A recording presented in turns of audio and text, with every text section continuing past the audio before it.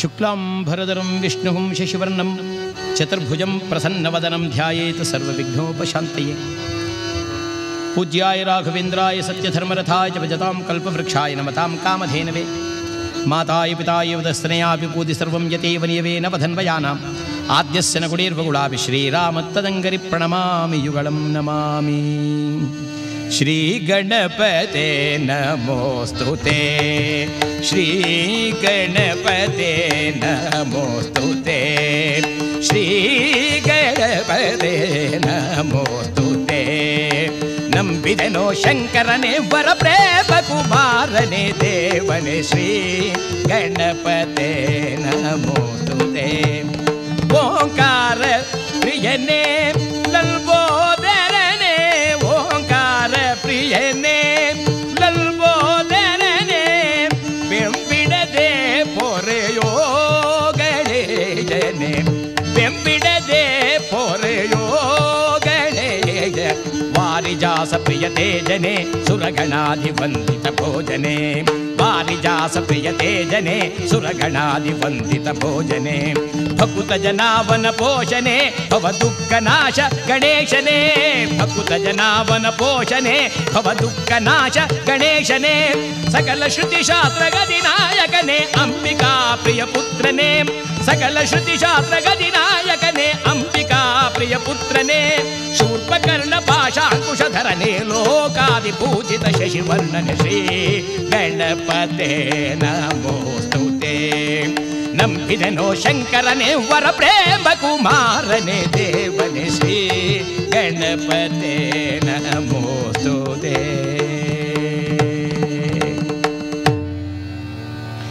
ಕೀರ್ತನಾರಂಭ ಕಾಲದಲ್ಲಿ ಪರಮಾತ್ಮನನ್ನು ಕಾಣುವುದಕ್ಕೋಸ್ಕರವಾಗಿ ಈ ಲೋಕದಲ್ಲಿ ಯಾಗ ಯಜ್ಞ ಹವನ ಹೋಮಾದಿಗಳನ್ನು ತಪಸ್ಸನ್ನು ಇತ್ಯಾದಿಗಳನ್ನು ಆಚರಿಸುವುದು ವಾಡಿಕೆಯಲ್ಲಿದ್ದರೂ ಸಹ ಸುಲಭವಾಗಿ ಆತನನ್ನು ತನ್ನೆಡೆಗೆ ಪಡೆದುಕೊಳ್ಳುವುದಕ್ಕೆ ಒಂದೇ ಒಂದು ಮಾರ್ಗವಿದೆ, ಅದನ್ನು ಭಕ್ತಿ ಎಂದು ಹೇಳುತ್ತಾರೆ. ಭಕ್ತಿಯಿಂದ ಆರಾಧಿಸಿದವರಿಗೆ ಪರಮಾತ್ಮ ತಾನಾಗಿ ಒಲಿದು ಬರುತ್ತಾನೆ. ಬಿಡದವನ ಆಚರಿಸೇ ದೇವಾ, ಸಲಹೆನುತ ಬಿಡದವನಗಾಚರಿಸೇ, ಧಾವಿಸುತ್ತಲಿ ಬಂದು ಸಲಹುವನು ದೇವಾದಿದೇವಾ. ಶಿವನಾಮ ಸಂಕೀರ್ತನ ಮಾತ್ರದಿಂದ ಭವದುಃಖಗಳೆಲ್ಲ ನಾಶವಾಗುವುದು ಮಾತ್ರವಲ್ಲದೆ ಭಕ್ತರಿಗೋಸ್ಕರವಾಗಿ ಪರಮಾತ್ಮನು ತಾನಾಗಿ ಧಾವಿಸಿ ಬಂದು ತನ್ನ ಭಕ್ತರ ನೆತ್ತಿ ಮುದ್ದಾಡುತ್ತಾನೆ. ಎಳೆಮಗುವು ಅಮ್ಮ ಎಂದು ಕರೆದಾಗ ತನ್ನನಿತ ಕಾರ್ಯಗಳನ್ನು ಮರೆತು ಎದ್ದೋಡಿ ಬಂದು ತನಯನ್ನೆತ್ತಿ ಮುದ್ದಾಡಿದಂತೆ ಭಕ್ತರನ್ನು ಕಾಪಾಡಲು ಬರುತ್ತಾನೆ ನಮ್ಮೊಡೆಯನಾದ ಶಂಕರನು ಶಿವನು. ತನ್ನ ಭಕ್ತರನ್ನು ಎಡಬಿಡದೆ ಕಾಪಾಡುತ್ತಾರೆ ಶಿವನು. ಆ ಮಂತ್ರವೇ ಸಾಕು ಶಿವಮಂತ್ರ.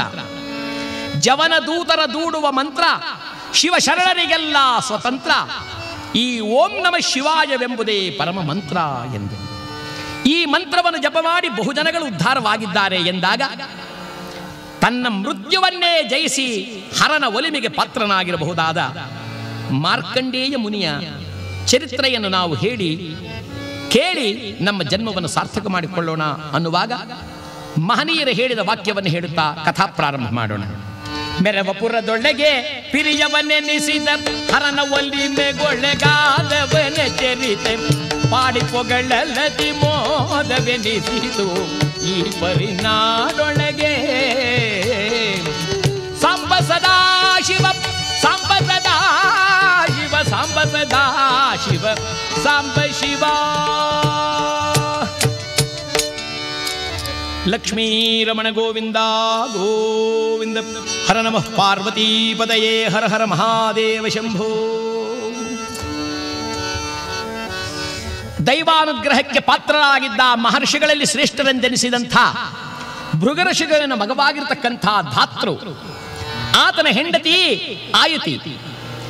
ಈ ದಂಪತಿಗಳ ಗರ್ಭದಲ್ಲಿ ಜನಿಸಿದವರೇ ಮೃಕಂಡು ಮಹಾಮುನಿ.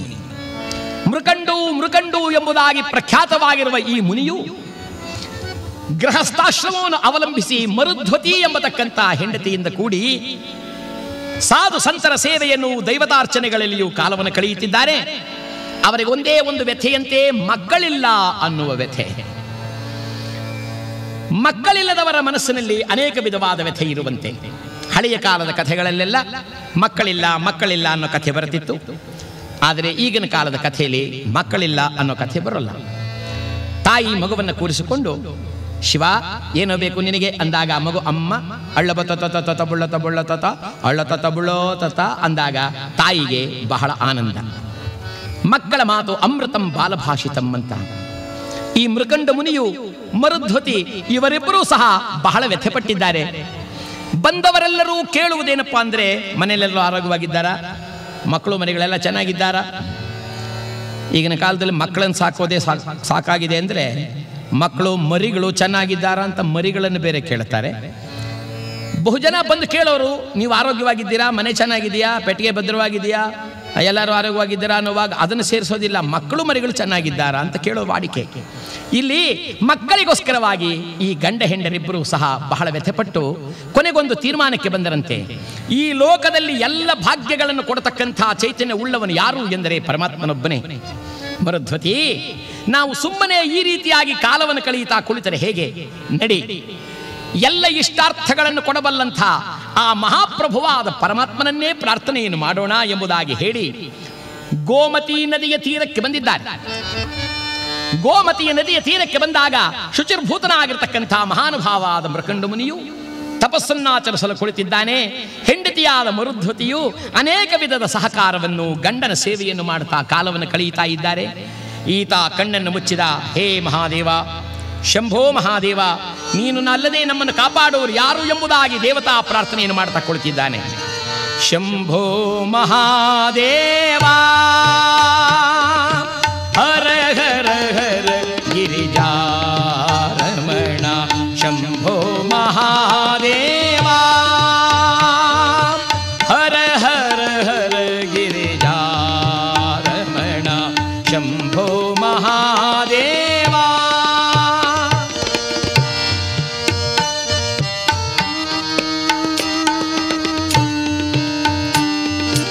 ಭಸ್ಮಾಂಗ ಭೂಷಿತ ಕೈಲಾಸವಾಸ, ಓಂಕಾರನಾದ ಮಹಿಮಾ ವಿಲಾಸ,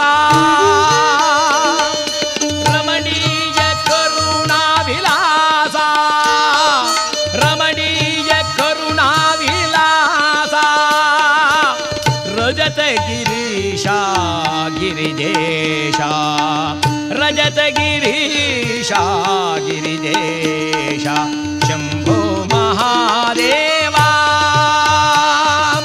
ಹರ ಹರ ಹರ ಗಿರಿಜಾರಮಣ, ಶಂಭೋ ಮಹಾದೇವ.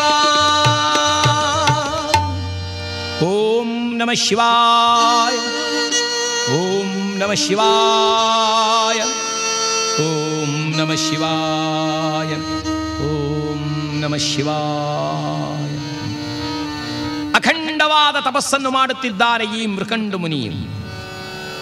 ಅಲುಗದೆ ಮನವಾವತರದೊಳಗೆ ಚಲನೆಗವಕಾಶವನ್ನು ಕೊಡದೆ,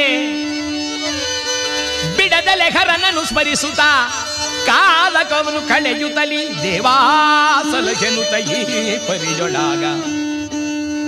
ತಪಸ್ಸನ್ನು ಮಾಡಲು ಪ್ರಾರಂಭಿಸಿದವರು ಸ್ವಲ್ಪ ಕಾಲ ಹಣ್ಣು ಹಂಪಲಾದಿಗಳನ್ನು ತಿನ್ನುತ್ತಾ ಜಲಪಾನಾದಿಗಳನ್ನು ಮಾಡುತ್ತಾ ಮತ್ತೆ ಬರ್ತಾ ಕೇವಲ ಜಲಪಾನಾದಿಗಳಲ್ಲಿ ಕಾಲವನ್ನು ಕಳೆಯುತ್ತಾ ಇನ್ನು ಸ್ವಲ್ಪ ಕಾಲವಾಗೋದ್ರೊಳಗಾಗಿ ನಿರಾಹಾರಿಯಾಗಿ ಅಖಂಡವಾದ ತಪಸ್ಸನ್ನು ಮಾಡುತ್ತಿದ್ದಾನೆ. ಓಂ ನಮಃ ಶಿವಾಯ, ಓಂ ನಮಃ ಶಿವಾಯ, ಓಂ ನಮಃ ಶಿವಾಯ.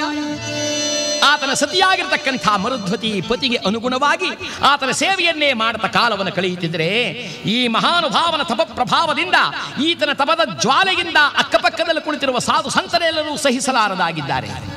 ಇವರೆಲ್ಲರೂ ಶಿವನನ್ನು ಪ್ರಾರ್ಥನೆ ಮಾಡಿಕೊಂಡ್ರಂತೆ, ದೇವಾ ಈತ ಯಾರೋ ತಪಸ್ಸನ್ನು ಮಾಡ್ತಾ ಇದ್ದಾನೆ, ನಮ್ಮನ್ನು ಕಾಪಾಡು ಕಾಪಾಡು ಎಂದಾಗ ನಸುನಕ್ಕ ಬಿಸುನಗೆಯ ಸುಂದರನಾದ ಶಿವನು ತಾನು ಪಾರ್ವತಿ ಸಹಿತನಾಗಿ ಪ್ರತ್ಯಕ್ಷನಾಗಿದ್ದಾನೆ.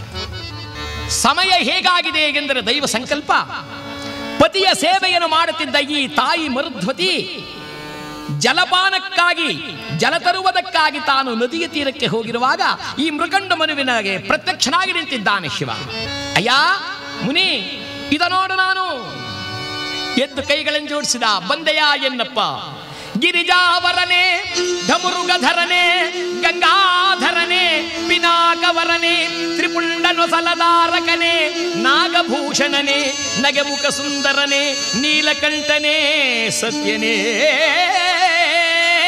ದಿಗ್ದಿಗಂಬರನೆ, ರುಂಢಮಾಲಾಧರನೆ, ಪ್ರಚಂಡ ಕಾಲ ಭೈರವನೆ, ನತಜನ ಪರಿಪಾಲಿತ ಪೋಷಣೆ, ತ್ರಿಪುಂಡನ ಸಲಧಾರಕನೆ, ತ್ರಿನೇತ್ರವರನೆ, ತ್ರಿಶೂಲಧರನೆ, ನಟರಾಜನೆ, ಸತ್ಯನೆ, ಸುಂದರನೆ, ದಿಗ್ಗಂಬರನೆ, ವಿಶ್ವಂಬರನೆ, ವಿಶ್ವನಾಥನೆ, ನಗೆಮುಖಯ ಸುಂದರನೆ, ಭಕ್ತವತ್ಸಲನೆ, ಶಿವ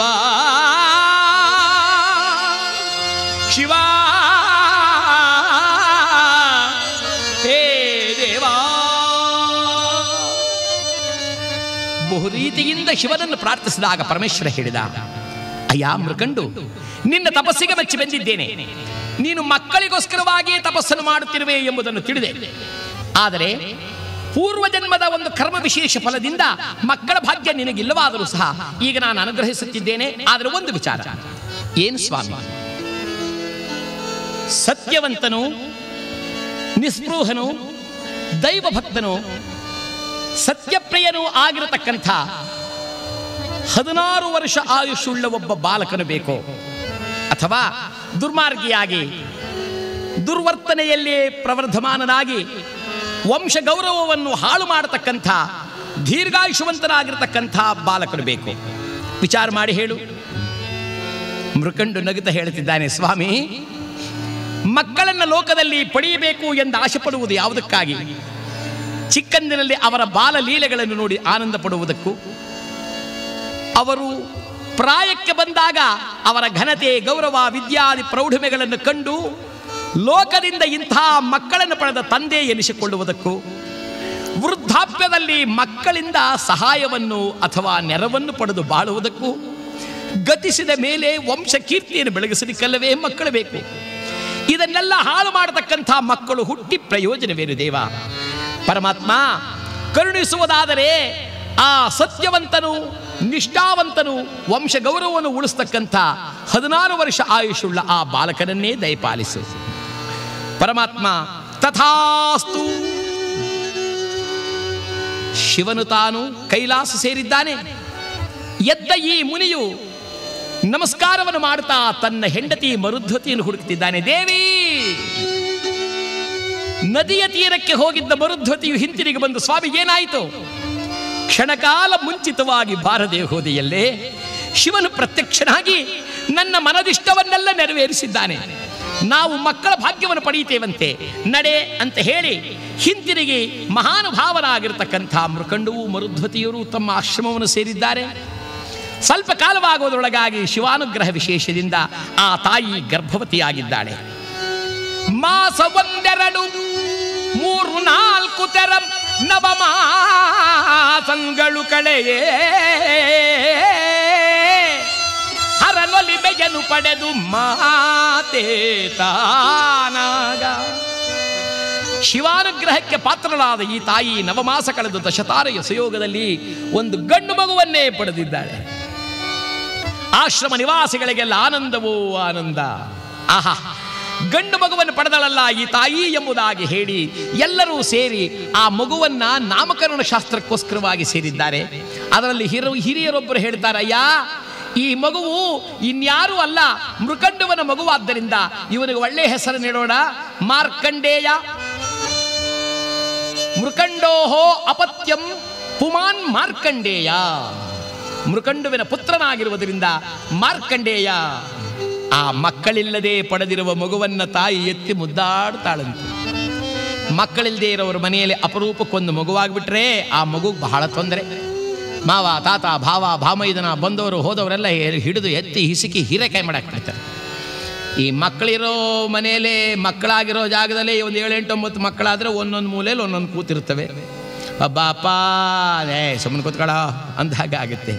ಇಲ್ಲಿ ಮಕ್ಕಳನ್ನು ಪಡೆದ ಈ ತಾಯಿ ಆ ಅಪರೂಪಕ್ಕೆ ದೊರೆತಿರುವ ಶಿವಾನುಗ್ರಹದಿಂದ ಅವತರಿಸಿದ ಆ ಪುತ್ರನನ್ನು ಎತ್ಕೊಂಡು ತೂಗ್ತಾಳಂತೆ.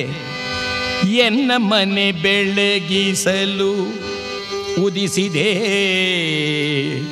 ನೀ ಜ್ಯೋತಿ, ಎನ್ನ ಮನೆ ಬೆಳಗಿಸಲು ಉದಿಸಿದೆ ನೀ ಜ್ಯೋತಿ, ಎನ್ನ ಮನ ವಿಕಸಿತಕ್ಕೆ ನೀನೆ ಸುಮತಿ, ಘನತರದ ವಂಶಕ್ಕೆ ನೀನೆ ಕೀರ್ತಿ,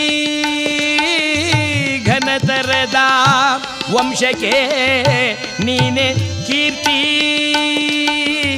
ಸಂತಸದ ಸುದೆ ಹರಿಸು ನೀ ಬೆಳೆಸು ಘನ ಕೀರ್ತಿ, ಜೋ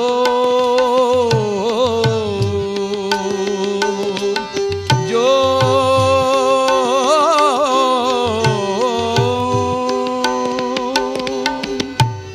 ಕಂದ, ನೀ ಬೆಳೆದು ದೊಡ್ಡವನಾದರೆ ಅದು ಆನಂದ ಚಂದ ಎಂದು ಬೆಳೆಸುತ್ತಿದ್ದರೆ ಆ ಬಾಲಕ ಬೆಳೆಯುತ್ತಿದ್ದಾನೆ. ದಿನ ಒಂದಾಯಿತು, ಎರಡಾಯಿತು, ಮಾಸವಾಯಿತು, ವರ್ಷವಾಯಿತು, 1, 2, 3, 4, 5 ಕಳೆಯೋದ್ರೊಳಗಾಗಿ ಆ ತಾಯಿ ತಂದೆಗಳಿಗೆ ಆನಂದವೋ ಆನಂದ. ತಂದೆ ಮೃಕಂಡು ಮಾತ್ರ ಮನದಲ್ಲೇ ಮರುಗುತ್ತಿದ್ದಾನೆ. ಈ ನನ್ನ ಮಗ ಮಾರ್ಕಂಡೇಯ ಅಲ್ಪಾಯುಷ್ಯವಂತ ಎಂಬ ವಿಚಾರ ಮರುದ್ಧತಿಗೆ ತಿಳಿಯದಲ್ಲ. ನಾನು ಮುಂಚಿತವಾಗಿಯೇ ತಿಳಿಸಿದ್ದರೆ ಆ ಮಗುವನ್ನು ಗರ್ಭಧಾರಣೆ ಮಾಡಿದ ಮೊದಲುಗೊಂಡೇ ಈ ತಾಯಿ ದುಃಖದಲ್ಲೇ ಮುಳುಗಿ ಹೋಗ್ತಿದ್ಲಲ್ಲ. ಸ್ವಲ್ಪವಾದರೂ ಸಂತೋಷದಲ್ಲಿ ಕಾಲವನ್ನು ಕಳೆಯಲಿ ಎಂದು ತಾನು ಕಾಲ ಕಳೆಯುತ್ತಿದ್ದರೆ ಆ ಹುಡುಗ ಬೆಳೆದು ದೊಡ್ಡವನಾಗುತ್ತಿದ್ದರೆ ಆ ತಂದೆ ತಾಯಿಗಳಿಗೆ ಆನಂದವೂ ಆನಂದ. ಒಂದು ದಿನ ಈ ಮಾರ್ಕಂಡೇಯ 5-6 ವರ್ಷದ ಬಾಲಕನಾಗಿ ಓಡಾಡುವಾಗ ಯಾರೋ ದೊಡ್ಡವರು ಸಿಕ್ಕಿ ಅವನಿಗೊಂದು ಶಿವನ ಪ್ರತಿಮೆಯನ್ನು ಕೊಟ್ಟರಂತೆ. ಅಪ್ಪ ತಗೋ, ಇದನ್ನು ಆಟ ಆಡ್ಕೊಳ್ಳೋ ಅಂದರೆ ಆ ಬಾಲಕ ಆ ಪ್ರತಿಮೆಯನ್ನು ತಂದ ಒಂದು ಮರದಡಿಯಲ್ಲಿ ಇಟ್ಟು ತನ್ನ ಸಹಪಾಠಿಗಳಾದ ಮಕ್ಕಳನ್ನು ಕೂರಿಸಿಕೊಂಡಿದ್ದೆ. ಓಂ ನಮಃ ಶಿವಾಯ, ಓಂ ನಮಃ ಶಿವಾಯ, ಓಂ ನಮಃ ಶಿವಾಯ, ಓಂ ನಮಃ ಶಿವಾಯ. ಮಕ್ಕಳೆಲ್ಲರೂ ಕೂತು ನೋಡಿದರು. ಸ್ವಲ್ಪ ಕಾಲವಾಯಿತು, ಅವರೆಲ್ಲ ಎದ್ದು ಹೋದರು. ಇದೇನು ಮಾರ್ಕಂಡೇಯ ಎಲ್ಲಿ ಹೋದ? ಇಷ್ಟು ವೇಳೆಯಾದರೂ ಬರಲಿಲ್ವಲ್ಲ, ಏನು ಕಾಣ್ತಲೇ ಇಲ್ಲವಲ್ಲ ಅಂತ ಸುತ್ತಾಡುತ್ತಾ ತಾಯಿ ಬಂದು ನೋಡಿದರೆ ಅಖಂಡವಾಗಿ ಶಿವನ ಧ್ಯಾನದಲ್ಲಿ ಕಣ್ಮುಚ್ಚಿ ಕುಳಿತವನು ಅಚಲನಾಗಿ ಕುಳಿತಿದ್ದಾನೆ. ತಾಯಿ ನೋಡಿದ್ಲು, ಕಂದ ಮಾರ್ಕಂಡೇಯ, ಮಾರ್ಕಂಡೇಯ ಎಂದರೆ ಬಹುಕಾಲವಾಗಿ ಎಚ್ಚರಪಡಿಸಿದ ಮೇಲೆ ಕಣ್ಣಂತೆರೆದು ತಾಯಿ ನೋಡಿದ. ಅಮ್ಮ ಏನು ಮಾಡ್ತಾ ಇದ್ದೀಯಪ್ಪ? ಅಮ್ಮ ಈ ಶಿವನ ಧ್ಯಾನದಲ್ಲಿ ಕಣ್ಣು ಮುಚ್ಚಿದೆ, ಏನೋ ನನಗೆ ಅರಿವಾಗದೆ ನಿದ್ದೆ ಬಂದು ಬಿಡುತ್ತಮ್ಮ, ಆತನ ಧ್ಯಾನದಲ್ಲೇ ಕುಳಿತಿದ್ದೆ. ತಾಯಿ ಹೇಳ್ತಾಳೆ, ಅಪ್ಪ ನೀನು ಸಾಮಾನ್ಯನಲ್ಲ ಕಣೋ, ನನ್ನೊಡೆಯ ಶಿವನ ಅನುಗ್ರಹದಿಂದ ಬಂದವನಂದ ಮೇಲೆ ಬಾ ಎಂಬುದಾಗಿ ತಬ್ಬಿ ಮುದ್ದಾಡಿದ್ದಾರೆ. 7ನೇ ವಯಸ್ಸಿಗೆ ಸರಿಯಾಗಿ ಆ ಮಹಾನುಭಾವನಾದ ಮಾರ್ಕಂಡೇಯನಿಗೆ ಉಪನಯನಾದಿಗಳನ್ನು ಮಾಡಿ ವಿದ್ಯಾಭ್ಯಾಸಕ್ಕೋಸ್ಕರವಾಗಿ ಬಿಟ್ಟಿದ್ದಾನೆ. ಗುರುಗಳೆದರಲ್ಲಿ ಕುಳಿತಿದ್ದ ಬಾಲಕ ಗುರುಗಳಂದರು, ಅಪ್ಪ ಹೇಳಿ. ಓ ಎಲ್ಲರೂ ಓಂ ಅಂತಿದ್ರೆ ಈ ಮಾರ್ಕಂಡೇಯ ಮಾತ್ರ ಸುಮ್ಮನೆ ಕುಳಿತಿದ್ದ. ಗುರುಗಳು ಕೇಳಿದರು, ಯಾಕಪ್ಪ? ಗುರುಗಳೇ, ಆ ಓಂಕಾರದ ಅರ್ಥವನ್ನು ಹೇಳಿ, ನಾನು ಆಮೇಲೆ ಹೇಳ್ತೇನೆ. ಗುರುಗಳೇ ನಗಿತಾರಪ್ಪ, ಈ ಓಂಕಾರಕ್ಕೆ ಪ್ರಣವಾಕ್ಷರ ಎಂದು ಹೆಸರು. 5 ಬಿಂದುಗಳು ಸೇರುತ್ತೆ ಕಾಣೋ. ಪ್ರಥಮಂ ತಾರಕಂ ಚೈವ, ದ್ವಿತೀಯಂ ದಂಡಮುಚ್ಛತೆ, ತೃತೀಯಂ ಕುಂಡಲಾಕಾರಂ, ಚತುರ್ಥಂ ಅರ್ಧಚಂದ್ರಿಕಾ, ಪಂಚಮಂ ಬಿಂದು ಸಂಯುಕ್ತಂ ಓಂ ಜ್ಯೋತಿಮಯಂ ರೂಪಂ ಅಂತ. ಆ ಓಂಕಾರದ ಒಳಗಡೆ ಅಡಕವಾಗಿರಬಹುದಾದ ಶಕ್ತಿಯೇ ಆ ನಮ್ಮಪ್ಪ ಶಿವಕಾಣೆಯ. ಹೇಳು. ಬಾಲಕ ಓ ಅಂತ ಕಣ್ಣು ಮುಚ್ಚಿದ. ಪಕ್ಕದಲ್ಲೊಬ್ಬ ಹುಡುಗ ಅಂದ, ಗುರುಗಳೇ ನೋಡಿ ಮಾರ್ಕಂಡೇಯ ನಿದ್ದೆ ಮಾಡ್ತಾನೆ. ಮಾರ್ಕಂಡೇಯ ಮಾರ್ಕಂಡೇಯ ಅಂದಾಗ ಥಟ್ಟನೆ ಕಣ್ಣು ಬಿಟ್ಟ. ಏನು ಗುರುಗಳೇ, ಏನು ಮಾಡ್ತಾ ಇದ್ದೀಯೋ? ಹೊರ ಕಣ್ಣ ಮುಚ್ಚಿ ಒಳ ಕಣ್ಣ ತೆರೆದು ನಿನ್ನ ನಾ ನೋಡಿದೆ ಗುರುರಾಯ. ಗುರುಗಳೇ, ಹೊರಗಿನ ಕಣ್ಣನ್ನು ಮುಚ್ಚಿ ಜ್ಞಾನ ನಯನವನ್ನು ತೆರೆದು ನಿಮ್ಮನ್ನು ನೋಡಿದೆ. ಪಕ್ಕದಲ್ಲಿದ್ದ ಹುಡುಗ ಅಂದ, ಗುರುಗಳೇ ಗುಡಿಸೋರೆಲ್ಲ ಹೀಗೆ ಅಂದ್ರೆ ಏನು ಮಾಡ್ತೀರಾ? ಆಗ ಗುರುಗಳು, ಅಪ್ಪ ನಾನು ಹೇಳ್ತಿದ್ದದನ್ನು ನೀನು ಕೇಳಿದೀಯಾ? ಕೇಳಿದೆ ಗುರುಗಳೇ. ಏನು ಹೇಳ್ತಿದ್ದೆ? ಓ ಈ ಓಂಕಾರವನ್ನು ನೀವು ಹೇಳ್ತಿದ್ರಿ ಗುರುಗಳೇ. ಓಂಕಾರನಾದ ಬಿಂದುವಿನಲ್ಲಿ ಅಡಕನಾಗಿರಬಹುದಾದ ಶಿವನನ್ನ ಅನನ್ಯ ಭಕ್ತಿಯಿಂದ ನಾನು ಆರಾಧನೆಯನ್ನು ಮಾಡಿದೆ. ಇಷ್ಟೇ ಗುರುಗಳೇ. ಹಾಗಂದ ಕೂಡಲೇ ಗುರುಗಳೇನು ಮಾಡಿದರಂತೆ, ಬಹಳ ಸಂತೋಷಪ್ಪ, ನೀನು ಅವತಾರ ಮೂರ್ತಿಯಾಗಿರುವುದರಿಂದ ಹೀಗೆ ಅವತರಿಸಿರುವೆ, ಹೋಗಿ ಬಾ. ಪೂರ್ವ ಕಾಲದಲ್ಲಿ ಗುರುಗಳು ಎಂದರೆ ಶಿಷ್ಯರಿಗೆ ಅಷ್ಟೇ ಭಯವಿತ್ತು. ಮೇಷ್ಟ್ರು ಅಂದ್ರೆ ಸಾಕು, ಹುಡುಗರೆಲ್ಲ ಗಡಗಡ ಗಡಗಡ ನಡುಗುತ್ತಿದ್ದರು. ಈಗ ಹುಡುಗರು ಅಂದ್ರೆ ಸಾಕು, ಮೇಷ್ಟ್ರೇ ಗಡಗಡ ಗಡಗಡ ನಡುಗುತ್ತಾರೆ. ನಾನು ಓದ್ತಿದ್ದ ಕಾಲದಲ್ಲಿ ಒಬ್ಬ ಹುಡುಗ ಇದ್ದ, ರಾಮ ಅಂತ. ಆತ ಈಗ ಒಬ್ಬ ದೊಡ್ಡ ಡಾಕ್ಟರ್ ಆಗಿದ್ದಾನೆ. ಗುರುಗಳೊಂದು ದಿವಸ ಶನಿವಾರ, ಅಪ್ಪ ನಾ ಬೆಳಗ್ಗೆ ಟಿಫನ್ ಮಾಡಲಿಲ್ಲ ಕಣ್ರಯ್ಯ, ಸ್ವಲ್ಪ ಬಾರೋ ಒಂದೆರಡು ಇಡ್ಲಿ ತಗೊಂಬಾರೋ ಅಂತ ಹೇಳಿ ರಾಮನ ಕೈಗೆ ದುಡ್ಡು ಕೊಟ್ಟರು. ರಾಮ ಹೋಟ್ಲಿಗೆ ಹೋದ, 2 ಇಡ್ಲಿಲಿ ಒಂದು ಅವನು ತಿಂದ, ಒಂದೇ ಒಂದು ಪಟ್ನ ಕಟ್ಸ್ಕೊಂಬಂದ. ಮೇಷ್ಟ್ರೇ ತಗೊಳ್ಳಿ. ಮೇಷ್ಟ್ರು ಪಟ್ನ ಬಿಚ್ಚಿ ನೋಡಿದ್ರು, ಅದರಲ್ಲಿ ಒಂದೇ ಇಡ್ಲಿ ಇತ್ತು. ಲೇ ರಾಮ, ಎಷ್ಟು ಇಡ್ಲಿಗೆ ಹೇಳಿದ್ನೋ? ಗುರುಗಳೇ ನೀವು 2ಕ್ಕೆ ಹೇಳಿದ್ರಿ, ಇಲ್ಲಿ ಒಂದೇ ಇದೆಯಲ್ಲೋ? ಆಗ ರಾಮ ಕೇಳ್ತಾನೆ, ಗುರುಗಳೇ 2 ನಿಮಗೇನಾ? ಗುರುಗಳಂದ್ರೆ, ಅಯ್ಯೋ ಪಾಪಿ, ನನಗಲ್ದೆ ಇನ್ಯಾರಿಗೋ? ಗುರುಗಳೇ ಎಲ್ಲೋ ಒಂದು ನನಗೆ ಒಂದು ನಿಮಗೆ ಅಂತ ತಿಳ್ಕೊಂಡು ನಾನೊಂದು ತಿಂದೆ. ಗುರುಗಳಿಗೆ ಸಿಟ್ಟು ಬಂತು, ಹೇಗೋ ತಿಂದೆ? ಯಾರಪ್ಪನ ಮನೆ ಗಂಟು ಅಂತ ತಿಂದೋ?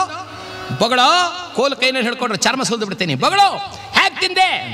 ಅದಕ್ಕೆ ರಾಮ ಅಲ್ಲಿದ್ದ ಇಡ್ಲಿ ಕೈನ ತಗೊಂಡು ನೋಡಿ, ಗುರುಗಳೇ ಹೀಗೆ ತಿಂದೆ ಅಂತ ಅದು ಬಾಯಿಗೆ ಹಾಕೊಂಡ. ಗುರುಗಳು ಲೋ ಲೋ ಲೋ ಲೋಳಗಾಗಿ ತಿಂದು ಮುಗಿಸಿಬಿಟ್ಟನಂತೆ. ಗುರು ಶಿಷ್ಯರ ಕಾಲ ಹೀಗಾದರೆ ಗುರುಗಳ ಗತಿ ಏನು?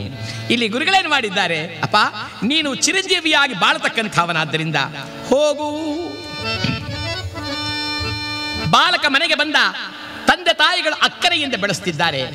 ಈ ಮಹಾನುಭಾವನಾದ ಬಾಲಕ ಬೆಳೆಯುತ್ತಿರುವಾಗ ಒಂದು ದಿನ ಅನಿತ ಮುನಿಗಳ ಸಂಗಡ ಸೇರುತ್ತ ಬಂದರು ವಸಿಷ್ಠರಾಗ. ಅನಿತ ಮುನಿಗಳ ಸಂಗಡ ಸೇರುತ್ತ ಬಂದರು ವಸಿಷ್ಠರಾಗ. ಮನು ಮುನಿಗಳ ದರದಲ್ಲಿ ಮೆರೆಯುವ ಋಷಿಗಳು ಬಂದರು ತಾವಾಗ.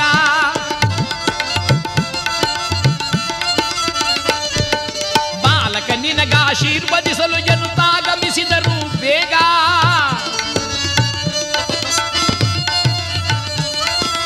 ಶಿವನ ಕರುಣೆ ಒಳಗಾಗಲಿ ನಿನಗೆಂದು ಆಶೀರ್ವದಿಸಿದರಾಗ.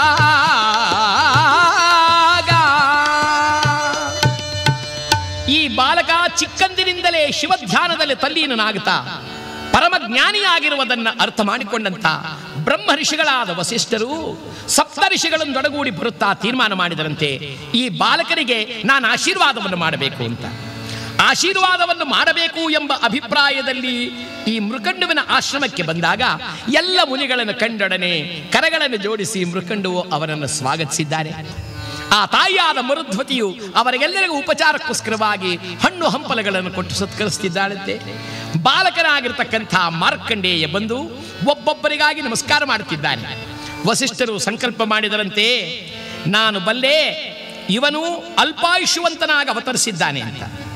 ಆದರೆ ಈ ಮಹಾನುಭಾವ ಶಿವಾನುಗ್ರಹಕ್ಕೆ ಸಂಪನ್ನನಾಗಿ ತನ್ನ ಮೃತ್ಯುವನ್ನೇ ಜಯಿಸಿ ದೀರ್ಘಾಯುಷ್ಯವಂತನಾಗ್ತಕ್ಕಂಥವನಾದ್ದರಿಂದ ಆ ಸಮಯ ಸನ್ನಿವೇಶ ಸಂದರ್ಭ ಕೂಡಿ ಬರಲು ನಾವೆಲ್ಲರೂ ಇವರಿಗೆ ಆಶೀರ್ವಾದವನ್ನು ಮಾಡಬೇಕು ಎಂಬ ಸಂಕಲ್ಪದಲ್ಲಿ ಪರಮಾತ್ಮನನ್ನು ಸ್ಮರಣೆ ಮಾಡ್ತಾ ವಸಿಷ್ಠರು ಕುಳಿತಿದ್ದರೆ ಈ ಬಾಲಕ ಪಕ್ಕದಲ್ಲಿದ್ದವರಿಗೆಲ್ಲ ನಮಸ್ಕಾರ ಮಾಡ್ತಾ ಬರ್ತಿದ್ದಾರೆ. ಆ ಸಪ್ತರ್ಷಿಗಳಲ್ಲಿ ವಸಿಷ್ಠರನ್ನು ಬಿಟ್ಟು ಉಳಿದವರೆಲ್ಲರೂ ಏನಂತ ಆಶೀರ್ವಾದ ಮಾಡ್ತಿದ್ದಾರೆ, ಆಯುಷ್ಮಾನ್ ಭವ, ದೀರ್ಘಾಯುಷ್ಮಾನ್ ಭವ, ದೀರ್ಘಾಯುಷ್ಮಾನ್ ಭವ, ಕುಶಲಮಸ್ತು, ಶುಭಮಸ್ತು, ಸಕಲ ಇಷ್ಟಾರ್ಥ ಸಿದ್ಧಿರಸ್ತು, ಹೀಗೆಲ್ಲ ಆಶೀರ್ವಾದ ಮಾಡ್ತಿದ್ರು. ವಸಿಷ್ಠರ ಕಾಲಿಗೆ ನಮಸ್ಕಾರ ಮಾಡಲು ಬಂದ ಕೂಡಲೇ ಈ ವಸಿಷ್ಠ ಏನು ಮಾಡಿದ, ಅಪ್ಪ ನೀನು ನನಗೆ ನಮಸ್ಕಾರ ಮಾಡಬೇಡಪ್ಪ. ಎಲ್ಲ ಮಹರ್ಷಿಗಳು ಕೇಳಿದರು, ಯಾಕೆ ವಸಿಷ್ಠರೇ, ಯಾಕೆ ನೀವು ನಮಸ್ಕಾರ ಯಾಕೆ ಮಾಡಿಸ್ಕೊಡಲ್ಲ? ಅಯ್ಯ ನನ್ನ ಮಾತು ಸುಳ್ಳಾಗೋಗುತ್ತೆ. ಕಾರಣ ಏನು ಎಂದರೆ ಈ ಬಾಲಕ ಅಲ್ಪಾಯುಷ್ಯವಂತ, ಕೇವಲ 16 ವರ್ಷವನ್ನೇ ಹೊತ್ತು ಬಂದಿದ್ದಾನಾದ್ದರಿಂದ ನಾನಿವನನ್ನು ದೀರ್ಘಾಯುಷವಾಗುವಂತ ಆಶೀರ್ವಾದ ಮಾಡಿದ್ರೆ ನನ್ನ ಆಶೀರ್ವಾದ ಸುಳ್ಳಾಗುತ್ತೆ. ಹಾಗೆ ಪಕ್ಕದಲ್ಲಿರೋ ಮುನಿಗಳೆಲ್ಲ ಸೇರಿದ್ರು, ಸ್ವಾಮಿ ವಸಿಷ್ಠರೇ, ಗೊತ್ತಿದ್ದು ನಮ್ಮನ್ನು ಹಳ್ಳಕ್ಕೆ ತಳ್ಳಿದ್ರ ಅಲ್ಲ, ಈ ಬಾಲಕ ಅಲ್ಪಾಯುಷ್ಯವಂತ ಅಂತ ಗೊತ್ತಿದ್ದು ನೀವು ಮಾತ್ರ ಆಶೀರ್ವಾದ ಮಾಡದ ಉಳಿದ್ರಲ್ಲ, ಈಗ ನಮ್ಮ ಗತಿ ಏನು? ನಾವೆಲ್ಲ ಆಯುಷ್ಮಾನ್ ಭವ ದೀರ್ಘಾಯುಷ್ಮಾನ್ ಭವ ಅಂತ ಆಶೀರ್ವಾದ ಮಾಡಿದ್ವಲ್ಲ, ನಮ್ಮ ಗತಿ ಏನು? ಆಗ ವಸಿಷ್ಠರು ಹೇಳಿದ್ರಯ್ಯ, ಇದೆಲ್ಲ ದೈವ ಸಂಕಲ್ಪ. ಈಗ ಉಳಿದಿರುವುದು ಒಂದೇ ಒಂದು ಭಾಗ. ಅದು ಯಾವುದು ಒಂದು ಭಾಗ ಎಂದರೆ, ನಾವು ಈ ಬಾಲಕನನ್ನು ಕರೆದುಕೊಂಡು ಹೋಗಿ ಬ್ರಹ್ಮದೇವನ ಹತ್ರ ಬಿಡೋಣ. ಬ್ರಹ್ಮದೇವನೇನಾದರೂ ಆಯುಷ್ಯವಂತನಾಗಿ ಬಾಳುವಂತ ಆಶೀರ್ವಾದ ಮಾಡ್ದ, ನೀವು ಉಳ್ಕೊಂಡ್ರಿ. ಇಲ್ಲ ನೀವು ಕೆಟ್ರಿ, ಅವರು ಕೆಟ್ಟ. ಹೇ ಬ್ರಹ್ಮದೇವ, ಬ್ರಹ್ಮದೇವ ಎಲ್ಲವನು ಬಲ್ಲವನು, ತ್ರಿಕಾಲ ಜ್ಞಾನಿಯಾದ ಬ್ರಹ್ಮದೇವನೇನು ಮಾಡಿದನಂತೆ, ಆಯುಷ್ಮಾನ್ ಭವ, ಆಯುಷ್ಮಾನ್ ಭವ ಅಂದ ಕೂಡಲೇ ಈ ಉಳಿದಿರೋ ಈ ಸಪ್ತಋಷಿಗಳಲ್ಲಿ ಏನು ಮಾಡಿದ್ರು? ಗೆದ್ವಪ್ಪ, ಅಯ್ಯಪ್ಪ, ಕೊನೆಗೆ ಆಯುಷ್ಮಾನ್ ಭವ ಅನ್ನಲ್ಲ, ಅಷ್ಟೇ ಸಾಕು. ಆಗ ವಸಿಷ್ಠರು ಬಂದರು. ಬ್ರಹ್ಮದೇವ, ಒಂದು ಅನುಮಾನ. ಏನು ವಸಿಷ್ಠರೇ? ಏನಿಲ್ಲ, ಶಿವನು ಇವನಿಗೆ ಕೇವಲ 16 ವರ್ಷ ಆಯುಷ್ಯು ಎಂಬುದಾಗಿ ಅನುಗ್ರಹಿಸಿರುವಾಗ ನೀನು ಆಯುಷ್ಮಾನ್ ಭವ ಎಂದಿಯಲ್ಲ, ಈಗ ಶಿವನ ಮಾತು ಸುಳ್ಳಾಗೋದೆ, ನಿನ್ನ ಮಾತು ಸುಳ್ಳಾಗೋದೆ. ಹಾಗಂದಾಗ ಈ ಮಾತಿಗಾಗಿ ಬ್ರಹ್ಮದೇವ ನಗುತ್ತ ಹೇಳ್ತಾನೆ, ವಸಿಷ್ಠ, ನಾನು ಬಲ್ಲೆ ಇವನ ಅಲ್ಪಾಯುಷ್ಯವಂತ ಎಂಬುದನ್ನು. ಆದರೆ ಇದರಲ್ಲೊಂದು ವಿಚಾರವಿದೆ, ಬಲ್ಲೆಯ. ಏನು? ಉತ್ಕಟವಾಗಿರ್ತಕ್ಕಂಥ ಪುಣ್ಯವನ್ನು ಯಾರು ಸಂಪಾದನೆಯನ್ನು ಈ ಪ್ರಪಂಚದಲ್ಲಿ ಮಾಡ್ತಾರೋ, ಆ ಉತ್ಕಟವಾದ ಪುಣ್ಯವನ್ನು ಸಂಪಾದನೆ ಮಾಡಿದವರು ಆ ಪುಣ್ಯವನ್ನ ಈ ಲೋಕದಲ್ಲೇ ಅನುಭವಿಸಿ ಹೋಗಬೇಕು ಎಂದು ಧರ್ಮಶಾಸ್ತ್ರವಿರುವುದರಿಂದ ನಾನು ಬಲ್ಲೆ ಇವನು ಶಿವಾನುಗ್ರಹ ಸಂಪನ್ನನಾಗ್ತಾನೆ, ತನ್ನ ಮೃತ್ಯುವನ್ನು ಜಯಿಸಿ ದೀರ್ಘಾಯುಷ್ಯವಂತನಾಗ್ತಾನೆ ಎಂಬುದನ್ನು. ಅದಕ್ಕಾಗಿಯೇ ನಾನು ಆಶೀರ್ವಾದವನ್ನು ಮಾಡಿದ್ದೇನೆ. ಆತ ಕೈಗಳನ್ನು ಜೋಡಿಸಿದ ಮಾರ್ಕಂಡೇಯ ಬ್ರಹ್ಮದೇವನನ್ನೇ ಕೇಳಿ, ಸ್ವಾಮಿ, ನನಗೇನು ಅರ್ಥವಾಗ್ತಾ ಇಲ್ಲ, ನಾನು ಬಾಲಕ, ಆಶೀರ್ವದಿಸು. ಅಪ್ಪ, ಮರೆಯದಲೆ ಶಿವನನ್ನು ಸ್ಮರಿಸು ಕಂದ, ಬಿಡದಲೆ ಪುಣ್ಯ ನದಿಗಳಲ್ಲಿ ಮಿಲ್ದು, ತಂದೆ ತಾಯಿಗಳ ಮೇಲೆ ಮಮತೆಯಲ್ಲಿ ಬಾಳು ಕಂದ, ಕಂದ ಕಂದ. ಅಪ್ಪ, ಮಹತ್ತರವಾಗಿರ್ತಕ್ಕಂಥ ಸಾಧನೆ ಒಂದನ್ನು ಮಾಡಬೇಕು. ಚಿರಜೀವಿಯಾಗತಕ್ಕಂಥ ಫಲವನ್ನು ನೀನು ಪಡೆಯಬೇಕಾದರೆ ಇದಕ್ಕೆ ತಕ್ಕ ಸತ್ಕರ್ಮ ಯಾವುದು ಎಂದರೆ ಮಹಾನದಿಗಳ ಸ್ನಾನ, ಶಿವಪೂಜೆ, ತಪಸ್ಸು, ಇದನ್ನೆಲ್ಲವನ್ನು ಮಾಡಿ ನೀನು ದೀರ್ಘಾಯುಷ್ಯವಂತನಾಗು, ಶಿವಾನುಗ್ರಹಕ್ಕೆ ಪಾತ್ರನಾಗು. ಇದನ್ನು ಚೆನ್ನಾಗಿ ನೆನಪಿನಲ್ಲಿಡು, ಶಿವಧ್ಯಾನದಲ್ಲಿ ಸರ್ವದಾ ನಿರತನಾಗಿರು. ಹಾಗಂದ ಕೂಡಲೇ ಮಹಾನುಭಾವನಾದ ಬಾಲಕ ಆ ಎಲ್ಲ ಋಷಿಗಳಿಂದೊಡಗೂಡಿ ಹಿಂತಿರುಗಿ ತನ್ನ ಆಶ್ರಮಕ್ಕೆ ಬಂದಿದ್ದಾನೆ. ತನ್ನ ಆಶ್ರಮದಲ್ಲೇ ಬಂದು ತದೇಕ ಚಿತ್ತನಾಗಿ ಅಲ್ಲೇ ಇದ್ದ ಶಿವಮೂರ್ತಿಯನ್ನು ತಪ್ಪಿಕೊಂಡಿದ್ದೇನೆ. ಹೇ ದೇವದೇವ, ಸರ್ವಲೋಕ ರಕ್ಷಕ, ನೀನಲ್ಲದೆ ನನ್ನನ್ನು ಕಾಪಾಡತಕ್ಕಂಥವ್ರು ಯಾರು ಅಂದ್ರೆ ಓಂ ನಮಃ ಶಿವಾಯ, ಓಂ ನಮಃ ಶಿವಾಯ, ಓಂ ನಮಃ ಶಿವಾಯ. ಹರನೇ, ಇನ್ನು ನೀನೇ ನನಗೆ ಗತಿ, ನೀನೇ ಮತಿ, ನೀನೇ ಸರ್ವಸ್ವ. ನಿನ್ನನ್ನು ನಾನು ಬಿಟ್ಟು ಇನ್ನಿರಲಾರೆ. ನನಗೆ ಬ್ರಹ್ಮದೇವನ ಉಪದೇಶ ಮಾಡದ ತರದಲ್ಲೇ ನಿನ್ನ ಧ್ಯಾನದಲ್ಲೇ ಕಾಲವನ್ನು ಕಳೆಯುತ್ತೇನೆ, ಕಾಪಾಡು. ಹರ ಹರ ಶಿವ ಶಿವ ಶಂಕರ ಶಂಭೋ ಸಾಂಬ ಸದಾ ಶಿವ, ಹರ ಹರ ಶಿವ ಶಿವ ಶಂಕರ ಶಂಭೋ ಸಾಂಬ ಸದಾ ಶಿವ. ಓಂ ನಮಃ ಶಿವಾಯ. ತಾಯಿ ಹತ್ತಿರಕ್ಕೆ ಬಂದು, ಕಂದ, ಇದೇನು? ಆ ಬ್ರಹ್ಮಲೋಕಕ್ಕೆ ಹೋಗಿ ಬಂದವನು ಅಂದು ಮೊದಲುಗೊಂಡು ಇಂದಿನವರೆಗೂ ತದೇಕ ಚಿತ್ತನಾಗಿ ಕಾಲವನ್ನು ಕಳೆಯುತ್ತಿರುವೆಯಲ್ಲ. ಆಗ ತಾಯಿಗೆ ಮಗ ಹೇಳ್ತಿದ್ದಾನೆ, ಅಮ್ಮ, ನನಗೆ ತಿಳಿಯಿತು ನಾನು ಇನ್ನೆಷ್ಟು ಕಾಲ ಬಾಳ್ತೇನೆ ಅಂತ. ಅಮ್ಮ, ನಿನಗೆ ವಿಷಯ ತಿಳಿಯಿದೆ ಅಮ್ಮ. ಏನು ಮಗನೇ? ಅಮ್ಮ, ನಾನು ಕೇವಲ 16 ವರ್ಷ ಕಾಲ ಬಾಳುವಂಥವನಂತೆಮ್ಮ. ಅದಕ್ಕಾಗಿ ಬ್ರಹ್ಮದೇವ ಬಹುಕಾಲ ಬಾಳುವ ಒಂದು ಉಪಾಯವನ್ನು ನನಗೆ ಹೇಳಿಕೊಟ್ಟ. ತಾಯಿ ಕೇಳಿದ್ಲು, ಯಾರು ಹೇಳಿದರು ನಿನಗೆ ಮಾತನ್ನ? ಯಾರು ಹೇಳಿದರು? ಅಮ್ಮ, ನಿನಗೆ ವಿಷಯ ತಿಳಿಯಿದೆ, ಕೇಳು ತಂದೆಯನ್ನ. ಆಗ ಮೃಕಂಡು ತಲೆ ತಗ್ಗಿಸಿದ ದೇವಿ, ಶಿವನು ಪ್ರತ್ಯಕ್ಷನಾದಾಗ 16 ವರ್ಷ ಆಯುಷುಳ್ಳ ಬಾಲಕನೇ ನಿನಗೆ ಎಂದು ಅನುಗ್ರಹಿಸಿದ. ನಾನು ನಿನಗೆ ಹೇಳಲು ಮನಬಾರದೆ ಸುಮ್ಮನಾದೆ ದೇವಿ. ಆಗಲಿಂದಲೇ ನೀನು ದುಃಖಿತರಾಗುವೆ ಎಂಬ ಭಾವದಲ್ಲಿ ನಾನು ಮೌನವಾದೆ. ನಿನ್ನ ಮಗ ಕೇವಲ 16 ವರ್ಷದವನು ಮಾತ್ರ ಉಳಿಯುತ್ತಾನೆ. ಆ ನಂತರದಲ್ಲವನನ್ನು ಕಾಣಲಾರವೇ. ತಾಯಿ ಏನು ಮಾಡಿದಂತೆ ದೇವಾ ಅಂತ ಕೆಳಗೆ ಬಿದ್ದಳು. ಮಗ ನೋಡಿ ಬಂದು ಸಂತೈಸಿದಾಗ ಕಣ್ತೆರೆದು ಆ ಮಗನನ್ನು ನೋಡ್ತಾ, ಇಲ್ಲ ಇಲ್ಲ ಇಲ್ಲ, ನನ್ನ ಮಗ ಹೀಗಾಗಲು ನಾನು ಅವಕಾಶವನ್ನು ಕೊಡೋದಿಲ್ಲ. ಮಾರ್ಕಂಡೇಯ, ಮಾರ್ಕಂಡೇಯ, ನನ್ನ ಗತಿ ಏನು? ಕಂದ, ಅಗಲಿ ನಿಲ್ಲನು ನಾನು ಇರಲಾರೆ ಮಗನೇ. ಚಂದದಲ್ಲಿ ನೀ ಶಿವ ಶಿವ ಎಂದ ನುಡಿಗಳನ್ನು ಕೇಳಿದ ಕಿವಿ ಬರಿದಾಗುವದ ಸಹಿಸಲಾರೆ. ಕಂದ, ಅಪ್ಪ, ನಿನಗಿಂತ ಮೃತ್ಯು ಸಂಭವಿಸುವುದು ಎಂದರೆ ನಾನಿನ್ನು ಬಾಳಲಾರೆ ಕಾಣೋ. ಆಗ ಈ ಮಹಾನುಭಾವನಾದ ಮಾರ್ಕಂಡೇಯ ಇದ್ದ ಹೇಳ್ತಿದ್ದಾನೆ, ಅಮ್ಮ, ನೀನದಕ್ಕಾಗಿ ಭಯಪಡಬೇಡಮ್ಮ. ನಾನಿದಕ್ಕಾಗಿ ಚಿಂತಿಸುತ್ತಲೇ ಇಲ್ಲ. ಯಾವ ಶಿವನು ನನ್ನನ್ನು ಈ ಜಗತ್ತಿಗೆ ಕಳುಹಿಸಿಕೊಟ್ಟಿರುವನೋ, ಇನ್ನು ಮುಂದೆ ನನ್ನ ಜೀವನವೇನಾಗಬೇಕು ಎಂದು ಗೊತ್ತಿದೆಯೋ ಅವನೇ ಎಲ್ಲ ತೀರ್ಮಾನ ಮಾಡ್ತಾನಮ್ಮ. ಅಮ್ಮ, ನನಗೆ ಆಶೀರ್ವಾದವನ್ನು ಮಾಡು. ನನ್ನೊಡೆಯನಾದ ಶಿವನನ್ನ ಬಹುಕಾಲದವರೆಗೂ ಕೂಡ ನಾನು ಆರಾಧನೆಯನ್ನು ಮಾಡಿ ಮುಂದೆ ಒದಗಬಹುದಾದ ವಿಪತ್ತಿನ ಸಮಯದಲ್ಲಿಯೂ ಅವನ ಶರಣನ್ನೇ ಹೊಂದಿರುತ್ತೇನೆ. ನನ್ನನ್ನು ಕಳುಹಿಸಿಕೊಡು, ಧೈರ್ಯದಿಂದ ಕಳುಹಿಸು ಎಂಬುದಾಗಿ ಎದ್ದು ಮಾತಾಪಿತರನ್ನ ಪ್ರದಕ್ಷಿಣೆಯನ್ನು ಮಾಡಿ ನಮಸ್ಕಾರ ಮಾಡ್ತಾನೆ. ಅವ್ವಾ, ಹೆತ್ತ ತಾಯಿ ನೀನೆನ್ನುತ್ತಾ ಮತ್ತೆ ಒತ್ತಿ ಬರುವ ದುಃಖವನ್ನು ತಡೆದೆನಗೆ ಆಶೀರ್ವದಿಸು ಮಾತಾ. ಅಮ್ಮ, ನೀನು ನನಗೆ ಆಶೀರ್ವಾದವನ್ನು ಮಾಡು, ಮುಂದೆ ಒದಗಬಹುದಾದ ವಿಪತ್ತನ್ನೆಲ್ಲವನ್ನು ಜಯಿಸಿ ನಾನು ಶಿವಧ್ಯಾನದಲ್ಲಿ ಕಾಲವನ್ನು ಕಳೆಯುವಂತೆ ಎಂದು ತಂದೆ ತಾಯಿಗಳ ಪಾದಕ್ಕೆ ನಮಸ್ಕಾರವನ್ನು ಮಾಡಿ, ಬ್ರಹ್ಮದೇವರು ತಾವು ಗುರಿ ಸಾಧಿಸಲು ಹೇಳಿದ ರೀತಿಯಲ್ಲಿಯೇ ಎಲ್ಲ ನದಿಯ ತೀರಗಳಲ್ಲಿ ಸ್ನಾನ ಮಾಡುವುದಕ್ಕೋಸ್ಕರವಾಗಿ ಹೊರಟಿದ್ದಾನಂತೆ. ಹರ ಹರ ಶಿವ ಶಿವ ಶಂಕರ ಶಂಭೋ ಎನ್ನುತ್ತಲಿತ ನಾಗ ಪೊರಟ.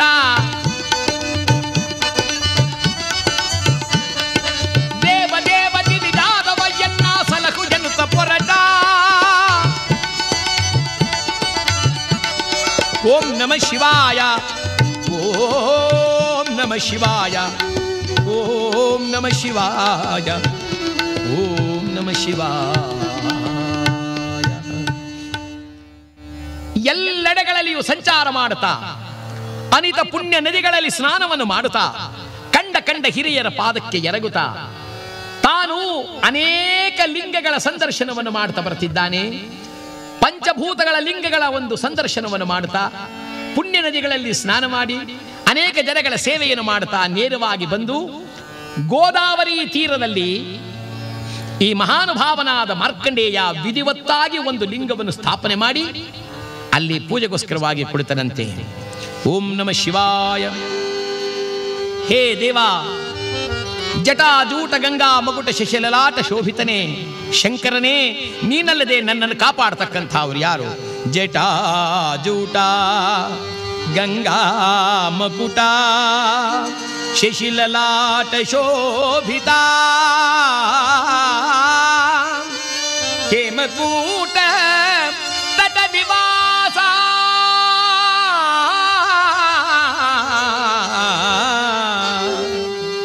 ಜಟಾಜೂಟ ಗಂಗಾ ಮಕುಟ ಶಶಿಲಲಾಟ ಶೋಭಿತ ಜಟಾಜೂಟ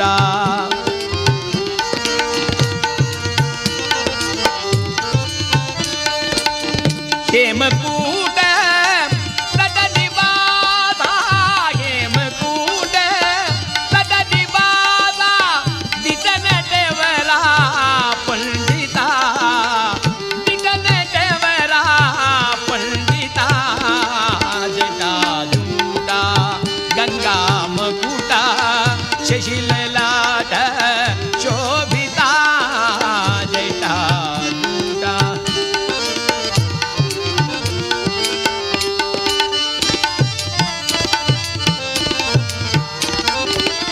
ಗಿರಿಜಾವರ ಧಮರುಗಧರ ಗಿರಿಜಾವರ ಧಮರುಗಧರ ಶಂಕರ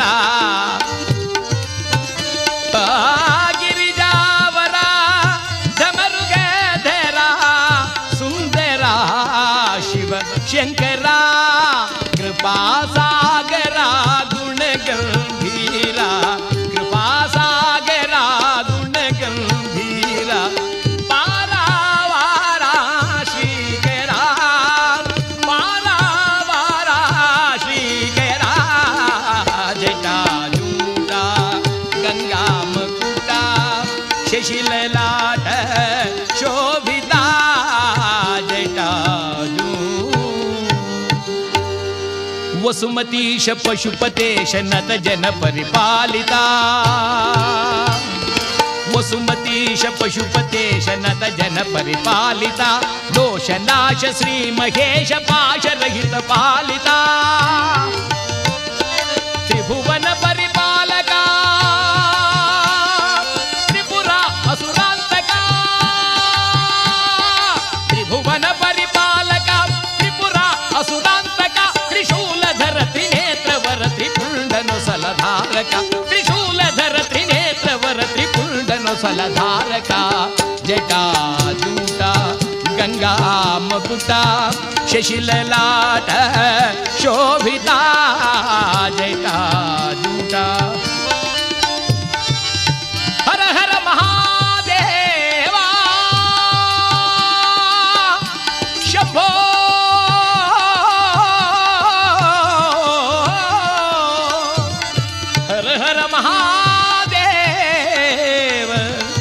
ಶಂಭೋ ಮಹಾದೇವ ಶಂಭೋ.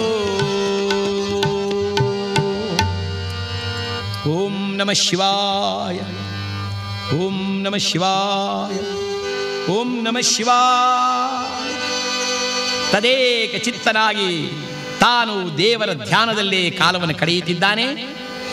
ಇತ್ತ ವೈವಶ್ವತ ನಗರದಲ್ಲಿ ಯಮರಾಜನ ಪಟ್ಟಣದಲ್ಲಿ ಯಮಧರ್ಮ ಕೇಳಿದನಂತೆ, ಯಾರು ಬರಬೇಕಾಗಿದೆ ಇನ್ನು? ಚಿತ್ರಾಪುತ್ರರು ಹೇಳಿದರು, ಸ್ವಾಮಿ, ಇನ್ನು ಬರಬೇಕಾದವನು ಎಂದರೆ ಮೃಕಂಡು ಮರುಧ್ವತಿಯ ಪುತ್ರನಾಗಿರ್ತಕ್ಕಂಥ ಮಾರ್ಕಂಡೇಯ. ಪರಮಾತ್ಮ ಅವನಿಗೆ ಅಲ್ಪಾಯುವನ್ನು ಕೊಟ್ಟಿದ್ದಾನಂದ ಮೇಲೆ ಆತನ ಕರೆತರಬೇಕು. ಯಾರಲ್ಲಿ ಅಂದಾಗ ಯಮಧರ್ಮ ಹೇಳಿದ, ನಿಲ್ಲಿ ನಿಲ್ಲಿ ನಿಲ್ಲಿ ಯಮದೂತರೇ, ಯಾರೋ ಪಾಪಾತ್ಮರನ್ನ ದುಷ್ಟರನ್ನ ಸೆಳೆತರಲು ನೀವು ಹೋಗಬೇಕೇ ವಿನಃ ಸತ್ಯವಂತರನ್ನ ದೈವ ಭಕ್ತರನ್ನ ಕರೆತರಬೇಕಾದರೆ ನಾನೇ ಹೋಗಬೇಕಾಗಿದೆ. ಆದ್ದರಿಂದ ಇದೋ ನಾನೇ ಹೋಗ್ತಾ ಇದ್ದೇನೆ ಅಂತ ಎದ್ದ. ಯಮಧರ್ಮನೇ ಗೆದ್ದಿದ್ದಾನೆ ಎಂದರೆ ಗಡಗಡ ನಡುಗಿತು ಪೃಥ್ವಿಯ ಕ್ಷಣದಿ ಬಂದನಾಗ ಯಮರಾಜ. ಗಡಗಡ ನಡುಗಿತು ಪೃಥ್ವಿಯ ಕ್ಷಣದಿ ಬಂದನಾಗ ಯಮರಾಜ. ಜಗವೆಲ್ಲ ಬೆಕ್ಕಸ ಬೆರಗಾಗುವ ತೆರದಿ ಬಂದ ಯಮರಾಜ. ಜಗವೆಲ್ಲ ಬೆಕ್ಕಸ ಬೆರಗಾಗುವ ತೆರದಲ್ಲಿ ಬಂದ ಯಮರಾಜ. ತರಳನ ನೋಡಲು ಮನದಲ್ಲಿ ಗಮನಿಸಿ ಬಂದನಾಗ ಯಮರಾಜ. ತರಳನ ನೋಡಲು ಮನದಲ್ಲಿ ಗಮನಿಸಿ ಬಂದನಾಗ ಯಮರಾಜ. ಯಮರಾಜ ಬಂದ ಯಮರಾಜ. ಯಮರಾಜ ಬಂದ ಯಮರಾಜ. ಮಹಿಷನ ಏರುತ್ತ ಮಹಿಯನು ನೋಡಲು, ಮಹಿಷನ ಏರುತ್ತ ಮಹಿಯನು ನೋಡಲು ಬಂದನಾಗ ಯಮರಾಜ. ಬಂದೇ ನಾಗ ಯಮರಾಜ. ಮಹಿಷನನ್ನೇರುತ್ತ ಕಾಲಪಾಶವನ್ನು ಕರದೊಳಗೆ ಪಿಡಿದು ಮಹಿಗೆ ಬರುತ್ತಿದ್ದಾನೆ ಈ ಮಹಾನುಭಾವನಾದ ಯಮರಾಜ. ಜಗವೆಲ್ಲ ಗಡಗಡನೆ ನಡುಗುವ ತೆರವಾಗಿದೆ. ಗೋದಾವರಿ ನದಿಯ ತೀರದಲ್ಲಿ ಶಿವನನ್ನೇ ಧ್ಯಾನ ಮಾಡುತ್ತಾ ಈ ಬಾಲಕ ಕುಳಿತಿದ್ದ. ಬಂದ ಯಮರಾಜ ಅಲ್ಲಿಯೇ ಥಟ್ಟನೆ ಇಳಿದು ನೋಡಿದರೆ ಈ ಬಾಲಕ ಅವರನ್ನ ಆ ಶಿವಲಿಂಗವನ್ನೇ ಪೂಜೆ ಮಾಡುತ್ತಾ ಕುಳಿತಿದ್ದ. ಯಮಧರ್ಮ ಕೇಳಿದ, ಬಾಲಕ, ಹೇ ಬಾಲಕ. ಶಿವಧ್ಯಾನದಲ್ಲಿ ತಲ್ಲೀನಾಗಿದ್ದ ಮಾರ್ಕಂಡೇಯನು ಕ್ಷಣಕಾಲ ನೋಡಿ ಪಕ್ಕದಲ್ಲಿ ತಿರುಗಿ ನೋಡಿದರೆ ಯಮಧರ್ಮ, ಅಯ್ಯ ಯಾರು ನೀನು? ನಕ್ಕಾತ. ಶಿವಭಕ್ತನಾದ ನಿನಗೆಷ್ಟು ನಿರ್ಭಯ! ನನ್ನನ್ನು ಕಂಡೊಡನೆ ಜಗವೆಲ್ಲ ಗಡಗಡೆ ನಡುಗಲಾರಂಭಿಸುವುದು ಎಂದರೆ ನೀನು ನನ್ನನ್ನೇ ಯಾರೆಂದು ಕೇಳಿರ್ತಿರುವೆಯ? ಕೇಳು. ವೈವಶ್ವತ ನಗರಾಧಿಪನೆಂದೆನಿಸಿ ಅರಿತ ಭುವನ ಬ್ರಹ್ಮಾಂಡ ಜೀವರಾಶಿಗಳನ್ನೆಲ್ಲಂ ಸೆಳೆತಂದು ಕರ್ಮವಂ ಅನುಸರಿಸಿ ಅವಗೆ ವಿಧಿ ಲಿಖಿತ ಪ್ರಕಾರದಲ್ಲಿ ಶಾಸನವಂ ವಿಧಿಸುವಾತ ಯಮಧರ್ಮ. ಅಯ್ಯ ಯಮಧರ್ಮ, ಯಮಧರ್ಮ. ನನ್ನನ್ನು ಯಮಧರ್ಮ ಎಂದು ಕರೆಯುತ್ತಿರುವರು. ಈ ಸಮಸ್ತ ಪ್ರಪಂಚದಲ್ಲಿ ಸಕಲ ಜೀವರಾಶಿಗಳಿಗೆಲ್ಲರಿಗೂ ಸಹ ಅವರ ಆಯು ಪ್ರಮಾಣದಲ್ಲಿ ಆಯುಷ್ ಮುಗಿದೊಡನೆಯೇ ಅವರನ್ನು ಎಳೆದೊಯ್ದು ಅವರ ಕರ್ಮ ಧರ್ಮವನ್ನು ಅನುಸರಿಸಿ ಅವರ ವಿಧಿ ಪ್ರಕಾರವಾಗಿ ಅವರಿಗೆ ನೀಡಬೇಕಾಗಿರತಕ್ಕಂಥ ಶಾಸನವನ್ನು ವಿಧಿಸುವನೇ ನಾನು. ಬಾಲಕ, ಸ್ವಲ್ಪ ಆ ಶಿವಲಿಂಗವನ್ನು ಬಿಟ್ಟಿಗಿತ್ತವಾ? ಮಾರ್ಕಂಡೇಯ ಹೇಳಿದ, ಅಯ್ಯ ನೀನು ನನ್ನನ್ನು ಕರೆದೊಯ್ಯಲು ಬಂದಿರುವೆ ಎಂದರೆ ನಾನೇನು ಭಯಪಡುವನಲ್ಲ. ಆದರೆ ಒಂದು ಸ್ವಲ್ಪ ನಿಲ್ಲು. ನಾನೀಗ ಮಾಡುತ್ತಿರತಕ್ಕಂಥ ಶಿವಪೂಜೆ ಇನ್ನು ಸಂಪೂರ್ಣವಾಗಿಲ್ಲವಾದ್ದರಿಂದ ನಾನು ಆ ಶಿವಪೂಜೆಯನ್ನು ಬಿಟ್ಟು ಬರಲು ಸಾಧ್ಯವಾಗ್ತಾ ಇಲ್ಲ. ಸ್ವಲ್ಪ ನಿಲ್ಲು. ಯಮಧರ್ಮನಕ್ಕ ಏನಂದೆ? ಬಾಲಕ, ನೀನಾಡುತ್ತಿರುವ ಮಾತು ಬಹು ವಿನೋದವಾಗಿದೆ. ಅಲ್ಲ, ಯಮರಾಜನೇ ಬಂದಿರುವಾಗ ಸ್ವಲ್ಪ ತಾಳು ಅನ್ನುತ್ತಿರುವೆಯ? ಅಲ್ಲ, ಊಟ ಮಾಡಿ ಬರ್ತೀನಿ, ಸ್ವಲ್ಪ ನಿಲ್ಲು. ಇಲ್ಲೇನೋ ಸ್ವಲ್ಪ ಕೆಲಸ ಇದೆ, ನನ್ನ ಹೆಂಡತಿ ಮಕ್ಕಳಿಗೆಲ್ಲ ಹೇಳ್ಬಿಟ್ಟು ಬರ್ತೇನೆ. ನಿಲ್ಲು ಎಂದರೆ ನೀನು ಹೇಳಿದಂತೆಲ್ಲ ನಿಲ್ಲುವವನಲ್ಲ ಈ ಕಾಲ. ನಿನ್ನ ಆಯುಷ್ ಮುಗಿದಿದೆ. ಆದರೆ ನೀನು ಶಿವಭಕ್ತನಾಗಿ ಶಿವಲಿಂಗದ ಹತ್ತಿರದಲ್ಲೇ ಇರುವುದರಿಂದ ನಿನ್ನನ್ನು ಎಳೆದೊಯ್ಯಲಾರನಾಗಿದ್ದೇನೆ. ಈ ಕಡೆಗೆ ಬಾ, ಈ ಕಡೆಗೆ ಬಾ ಎಂದಾಗ ಈತ ಅಂದ, ಅಯ್ಯ ನನಗಿನ್ನಾರು ಮಾರ್ಗವಿಲ್ಲ ಎಂದರೆ ಎನ್ನ ತಾಯಿ ತಂದೆ ಬಂಧು ಬಳಗ ಎಲ್ಲ ಇವನೇ ಶಿವಾತ ತಪ್ಪಿದನಂತೆ. ಯಮಧರ್ಮ ಹೇಳಿದ, ಬಾಲಕ, ನಾನು ಹೇಳ್ತಿರುವುದು ಅರ್ಥವಾಗ್ತಿರಲ್ವೇ? ಮರಳಿದ್ದ ನೀ ಬಾರೋ ಬಾಲಕ, ಮರಳಿದ್ದ ನೀ ಬಾರೋ ಬಾಲಕ, ಹರಲಿಂಗ ಪಿಡಿದತ್ತ ನಿಂತಿರುವ ತನಕ, ಹರಲಿಂಗ ಪಿಡಿದತ್ತ ನಿಂತಿರುವ ತನಕ, ಹರಡಲಾಗದು ಪಾಶ ಸಹಿಸರಿ ಕುಹಕ, ಹರಡಲಾಗದು ಪಾಶ ಸಹಿಸರಿ ಕುಹಕ, ಮರಳಿದ್ದ ನೀ ಬಾರೋ ಬಾಲಕ. ಏ ಬಾಲಕ, ಬಾಯಿ ಕಡೆಗೆ. ಆಗ ಮಾರ್ಕಂಡೇಯ ಹೇಳ್ತಾನೆ, ಅಯ್ಯ, ಸದಮಲ ಹೃದಯನ ಪದ ಸರೋಜವನ, ಸದಮಲ ಹೃದಯನ ಪದ ಸರೋಜವನ ಪಿಡಿದು ಬಿಡುವರೇ ನೈಯ, ತೊರೆದೆನ್ನೊಡೆಯನ ಇರಲಾರೆನು ನಾ, ತೊರೆದೆನ್ನ ಒಡೆಯನ ಇರಲಾರೆನು ನಾ, ಬರಿದೆ ಜರಿವರೇ ನೈಯ, ಅಯ್ಯ ಬರಿದೆ ಜರಿವರೇನಯ್ಯ. ಯಮ ನೋಡಿದೆ, ಏನಂದೆ? ನನ್ನನ್ನೇ ಜರಿವೆ ಎಂದು ಹೇಳುತ್ತಿರುವೆಯ? ಯಾರೆಂದು ಅರಿತು ನೀ ಬಿಡುವೆ ಮಾತಿನ ಬಾಣ, ಯಾರೆಂದು ಅರಿತು ನೀ ಬಿಡುವೆ ಮಾತಿನ ಬಾಣ, ಯಾರಾದರೂ ಸರಿಯ ಉಳಿಸರು ನಿನ್ನ ಪ್ರಾಣ, ಯಾರೆಂದು ಅರಿತು ನೀ ಬಿಡುವೆ ಮಾತಿನ ಬಾಣ, ಯಾರಾದರೂ ಸರಿಯ ಉಳಿಸರು ನಿನ್ನ ಪ್ರಾಣ, ಮರಳಿದ್ದ ನೀ ಬಾರೋ ಬಾಲಕ, ಮರಳಿದ್ದ ನೀ ಬಾರೋ ಬಾಲಕ, ಮರಳಿದ್ದ ನೀ ಬಾರೋ ಬಾಲಕ, ಯಾರೂ ನಿನ್ನನ್ನು ಉಳಿಸಲಾರರು, ಬಾಯಿ ಕಡೆಗೆ. ಮಾರ್ಕಂಡೇಯ ಹೇಳಿದ, ಅಯ್ಯ, ನೀನೇನು ಬಲ್ಲೆ? ಎಲ್ಲವನು ಬಲ್ಲವನು ಎನ್ನೊಡೆಯ ಶಿವನು, ಎಲ್ಲವನು ಬಲ್ಲವನು ಎನ್ನೊಡೆಯ ಶಿವನು, ಪುಲ್ಲಲೋಚನ ಪಾರ್ವತಿ ವಲ್ಲಭನು, ಬೆದರು ಮಾತಿಗಾಗಿ ಹೆದರಿ ಶಿವನ ಬಿಡುವರೆ, ಬೆದರು ಮಾತಿಗಾಗಿ, ಬೆದರು ಮಾತಿಗಾಗಿ ಹೆದರಿ ಶಿವನ ಬಿಡುವರೆ, ಹೋಗು ಪೋಗೆಲವೋ ಜವರಾಯ, ಹೋಗು ಪೋಗೆಲವೋ ಜವರಾಯ. ಯಮ ನೋಡಿದ, ಮರಳಿದ್ದ ನೀ ಬಾರೋ ಬಾಲಕ. ಮಾರ್ಕಂಡೇಯಂದ, ಓಂ ನಮ ಶಿವಾಯ, ಮರಳಿದ್ದ ನೀ ಬಾರೋ ಬಾಲಕ, ಓಂ ನಮ ಶಿವಾಯ, ಮರಳಿದ್ದ ನೀ ಬಾರೋ ಬಾಲಕ, ಓಂ ನಮ ಶಿವಾಯ, ಮರಳಿದ್ದ ನೀ ಬಾರೋ ಬಾಲಕ, ಓಂ ನಮ ಶಿವಾಯ, ಓಂ ನಮ ಶಿವಾಯ, ಓಂ ನಮ ಶಿವಾಯ, ಓಂ ನಮ ಶಿವಾಯ. ಬರುವುದಿಲ್ಲವೇ? ಆ ಶಿವಲಿಂಗವನ್ನು ಬಿಟ್ಟು ನೀನಿತ್ತ ಬರುವುದಿಲ್ಲವೇ? ಆಯಿತು, ನಿನ್ನನ್ನ ನಾನು ಎಷ್ಟು ಕಾಲದವರೆಗೂ ಸಂರಕ್ಷಣೆಯನ್ನು ಮಾಡಬಹುದಾಗಿತ್ತೋ ಅಷ್ಟುವರೆಗೂ ಸಂರಕ್ಷಣೆಯನ್ನು ಮಾಡಿದ್ದೇನೆ. ಆದರೂ ಮೀರಿ ಹೋಗುತ್ತಿರುವೆಯಾದ್ದರಿಂದ ನೋಡು ಎಂಬುದಾಗಿ ಪಾಶವನ್ನು ತೆಗೆದು ಕಾಲಪಾಶವನ್ನು ಎಸೆದರಂತೆ. ಕಾಲಪಾಶವನ್ನು ಎಸೆದು ಎಳೆವಾಗ ಏನಾಗಿದೆ? ವಿಚಿತ್ರ. ಶತಪತ್ರ ದಳ ನೇತ್ರನಾದ ಚಾರು ಮೀರಿದ ಗಾತ್ರನಾದ ಪರಮಾತ್ಮನ ವಿಚಾರ ಬಲು ವಿಚಿತ್ರ. ಅದನ್ನು ಅರ್ಥ ಮಾಡಿಕೊಳ್ಳಲು ಯಾರಿಂದಲೂ ಸಾಧ್ಯವಿಲ್ಲ. ಭಕ್ತನಾದ ಮಾರ್ಕಂಡೇಯನು ನೀನೇ ಗತಿ ಎಂದು ಶಿವಲಿಂಗವನ್ನು ತಬ್ಬಿರುವಾಗ ಈ ಯಮಧರ್ಮರಾನು ಎಸೆದ ಪಾಶ ಆ ಮಾರ್ಕಂಡೇಯನಿಗೆ ಮಾತ್ರವಲ್ಲ, ಅಲ್ಲಿರುವ ಶಿವಲಿಂಗವನ್ನು ಸುತ್ತಕೊಂಡಿದೆ. ಶಿವಲಿಂಗವನ್ನು ಸುತ್ತಿದ್ದರೆ ಯಮಧರ್ಮ ಪಾಶವನ್ನು ಹಿಡಿದು ಅಳೆದರೆ ಕೈಲಾಸವಾಸನಾದ ಶಿವನೇ ಅಲುಗಾಡುವಂತಾಯಿತು. ಅಲುಗಾಡುತ್ತಿದ್ದರೆ ಪಾರ್ವತೀ ದೇವಿ ಕೇಳಿದ್ಲು, ಸ್ವಾಮಿ ಇದೇನಿದು ವಿಪರೀತ? ದೇವ ಏಕೆ ಹೀಗಾಗ್ತಿರುವೆ? ಪರಮಾತ್ಮನಗಿತ ಹೇಳಿದ, ದೇವಿ ಇದೆಲ್ಲವೂ ಒಬ್ಬ ಭಕ್ತನನ್ನು ಉದ್ಧಾರವಾಗಲು ಮಾಡಬಹುದಾದ ಕಾರ್ಯದ ಒಂದು ನಿಮಿತ್ತ. ಏನಾಗಬೇಕಾದರೂ ಸಹ ಒಂದು ಸಂಕಲ್ಪ ಬೇಕು. ಭಕ್ತಿ ಎಂಬುದು ಪರಿಪಕ್ವವಾದಾಗಲೇ ಪರಮಾತ್ಮ ಎಂಬುವನು ಅವರಿಗೆ ದರ್ಶನ ಕೊಡಲು ಸಾಧ್ಯ. ಈಗ ನಾನೇ ಅನುಗ್ರಹಿಸಿರ್ತಕ್ಕಂಥ ಒಬ್ಬ ಬಾಲಕನನ್ನ ಮತ್ತೆ ಅನುಗ್ರಹಿಸಲು ಹೋಗಬೇಕಾದ ಸಂದರ್ಭ. ಪಾರ್ವತಿ ದೇವಿ ಹೇಳಿದ್ದು, ದೇವದೇವ ನನ್ನಿಂದ ನೋಡಲು ಸಾಧ್ಯವಾಗುತ್ತಿಲ್ಲ, ಏಳು ಮೇಲೆ ನೀನು ಜಾಗೃತನಾಗು ಎಂದಾಗ ಶಿವನಂದ, ಇದು ನೋಡು ಇನ್ನು ಸ್ವಲ್ಪ ಕಾಲ ತಾಳು ಅನ್ನುವುದರೊಳಗಾಗಿ ಯಮಧರ್ಮ ಹೇಳಿದ, ಬರುವುದಿಲ್ಲವೇ ಬಾಲಕ ನೋಡೆಂಬುದಾಗಿ ಪಾಶವನ ಬಲವಂತದಿಂದೆಳೆದರಂತೆ. ಎಳೆದೊಡನೆ ಹರನಿಂದಿರಲಾಗಲಿಲ್ಲ. ಹರ ಕೂಡಲೇ ಗೆಂದರಂತೆ, ಇದು ಹೊರಟೆ ಎಂಬುದಾಗಿ ಗಡಗಡ ನುಡುಗಿತು ಪೃಥ್ವಿಯ ಕ್ಷಣದಿ ಹರನು ಬಂದ ನಾ ಎಳೆಗಾಗ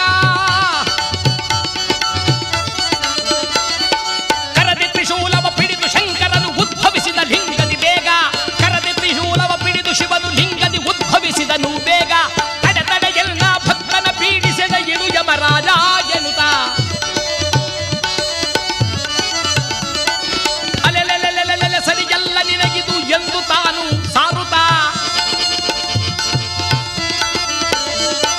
ಬಂದ ಶಿವ ಬಂದ ಭಕುತರ ಬಂಧುತಾ ಬಂದ ಬಂದ ಶಿವ ಬಂದ ಭಕುತರ ಬಂಧುತಾ ಬಂದ ಶತಪತ್ರ ನೇತ್ರತಾ ಬಂದ ವೃಷಭ ವಾಹನನು ಬಂದ ಪಾರ್ವತಿ ರಮಣತ ಬಂದ ಭಕ್ತವತ್ಸಲನು ತಾ ಬಂದ ಅನುವಿಂದ ಆನಂದದಿಂದ ಮುದದಿಂದ ತಾ ನೋಡಿ ಬಂದ ಭಕುತರನು ಪೊರೆಯಲನುವಿಂದ ಆನಂದ ಆನಂದದಿಂದ ಆನಂದ ಕಂದ ಎಂದೆಂದು ಮನದೊಳಗೆ ಸ್ವರಿಸುತ್ತಲೀ ಶಿವ ಬಂದ ಕಂದನ ಪೊರೆಯಲು ಬಂದ ಶಿವತ ಬಂದ ಚಡ ಚಡ ಚಡೀರಂದು ಸಲ್ಲಾಗಿದೆಯಂತೆ ಪಾಶವನ್ನು ಸೆಳೆಯುತ್ತಿರುವ ಆ ಯಮರಾಜನ ಎದುರಿನಲ್ಲಿ ಲಿಂಗವನ್ನು ಬೇರ್ಪಟ್ಟೊಡನೆ ಕೈಲಾಸವಾಸನಾದ ಶಿವನು ತ್ರಿಶೂಲವನ್ನು ಪಿಡಿದು ಕೆಂಗಣ್ಣನ್ನು ತಿರುಗಿಸುತ್ತಾ ಆ ಲಿಂಗದಿಂದಲೇ ತಾನೇ ಮೇಲೆಂದು ಒಂದು ಯಮರಾಜ ಶಿವನ ಕೋಪವನ್ನು ಗೊಂಡರೆ ಹರ ಕೊಲ್ಲುವಾಗ ನರ ಕಾಯಬಲ್ಲನೆ ಎಂಬ ಗಾದೆಯಂತೆ ಶಿವನು ತಾನು ಮೇಲೆದ್ದೊಡನೆಯೇ ಎಲ್ಲರೂ ಗಡಗಡಗಡನೆ ನಡುಗಲಾರಂಭಿಸಿದರಂತೆ.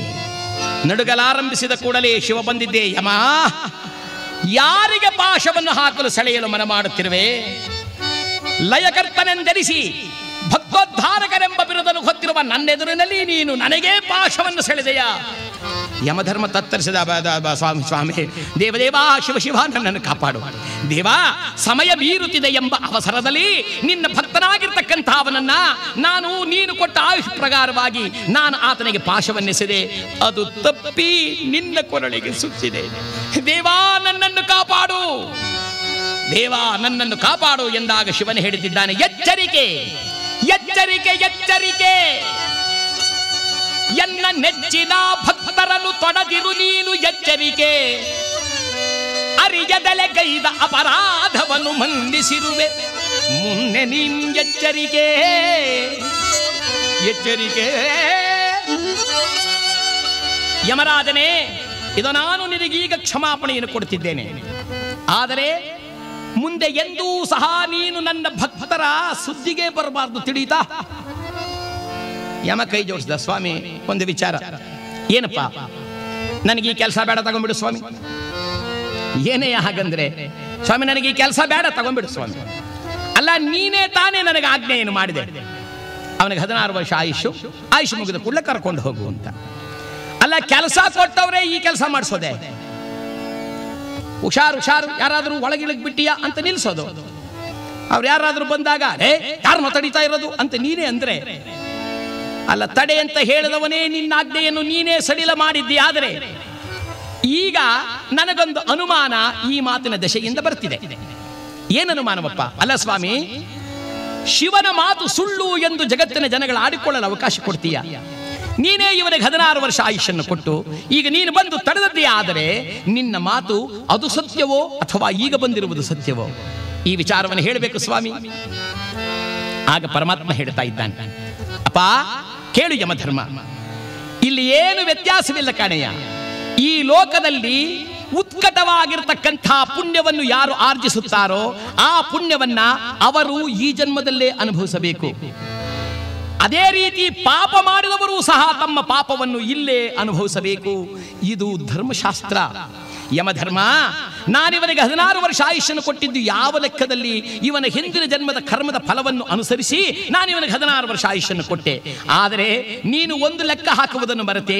ಈ 16 ವರ್ಷದಲ್ಲಿ ಇವನು ಎಡಬಿಡದೆ ಚಿಕ್ಕಂದಿನಿಂದಲೂ ಕೂಡ ಜ್ಞಾನ ಬಂದ ಮೊದಲುಗೊಂಡು ಇದು ಪರ್ಯಂತರವೂ ನನ್ನನ್ನೇ ಧ್ಯಾನಿಸುತ್ತಾ ನನ್ನ ಧ್ಯಾನದಲ್ಲೇ ಕಾಲವನ್ನು ಕಳೆದಿದ್ದಾನೆ ಎಂದರೆ ಈ ಲೆಕ್ಕವನ್ನು ಹಾಕಿದರೆ ಇವನ ಪುಣ್ಯ ಎಷ್ಟು?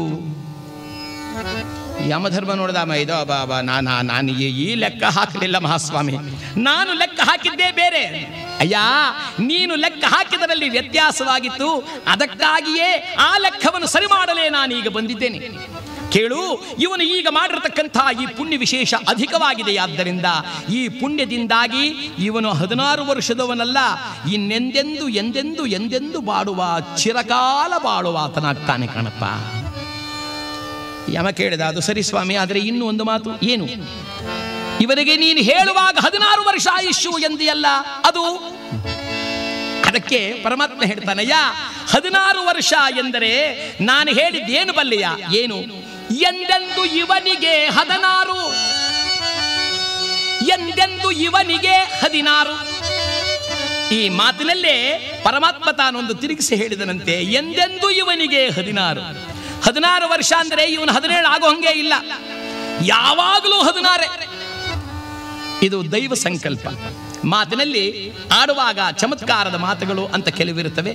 ಆ ಮಾತುಗಳಲ್ಲಿ ಎರಡೆರಡು ಅರ್ಥವೂ ಬರೋದಿರುತ್ತೆ.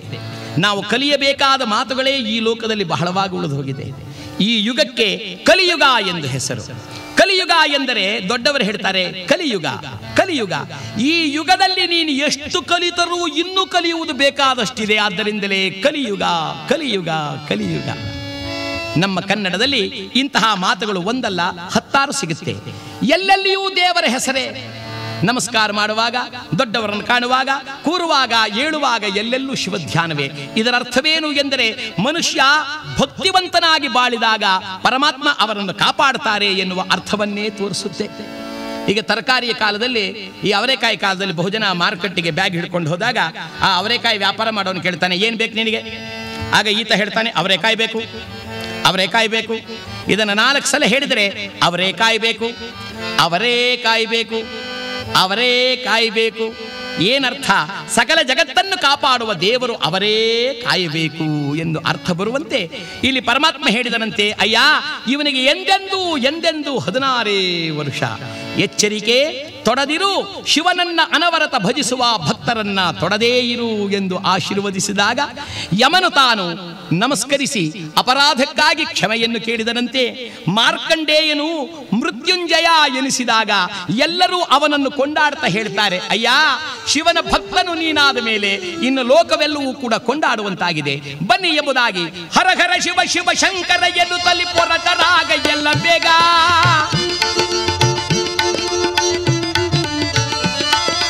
ಹರನೊಲಿಮೆಯನ್ನು ಪಡೆದ ಮಾರ್ಕಂಡೇಯ ಬಂದ ಬಲು ಬೇಗ, ಹರನೊಲಿಮೆಯನ್ನು ಪಡೆದ ಮಾರ್ಕಂಡೇಯ ಬಂದನಾಗ ಬಲು ಬೇಗ.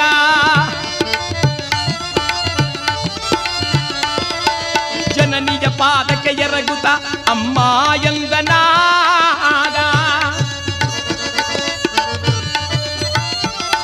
ಅಮ್ಮ ಎಂದನು ತಾನ. ಶಿವನೊಲಿಮೆಯನ್ನು ಪಡೆದು ಆಶೀರ್ವಾದವನ್ನು ಪಡೆದು ದಡದಡನೆ ಹಿಂತಿರುಗಿ ತನ್ನಲ್ಲಿಗೆ ಬಂದಿದ್ದೆ. ಅಮ್ಮ ಅಂದ. ಅಮ್ಮ ಎಂದೊಡನೆ ಮರುದ್ಧತಿಯು ಓಡೋಡಿ ಬಂದು ಕಂದ ಕಂದ ಮಾರ್ಕಂಡೇಯ ಅಂದಾಗ ತಾಯಿ ಪಾದಕ್ಕೆ ನಮಸ್ಕಾರ ಮಾಡುತ್ತಾ ಮಾರ್ಕಂಡೇಯ ಹೇಳ್ತಾನೆ, ಅಮ್ಮ ನೀನು ಭಾವಿಸಿದಂತೆ ನಾನಿನ್ನ ಅಲ್ಪಾಯುಷ್ಯವಂತನಲ್ಲ, ನೀನು ಮಗನನ್ನು ಕಳೆದುಕೊಂಡ ತಾಯಿಯೂ ಅಲ್ಲ. ಎಲ್ಲ ದುರಿತ ದೋಷಗಳನ್ನು ಹೋಗಲಾಡಿಸಿದ ನಮ್ಮ ಯಾರಪ್ಪ?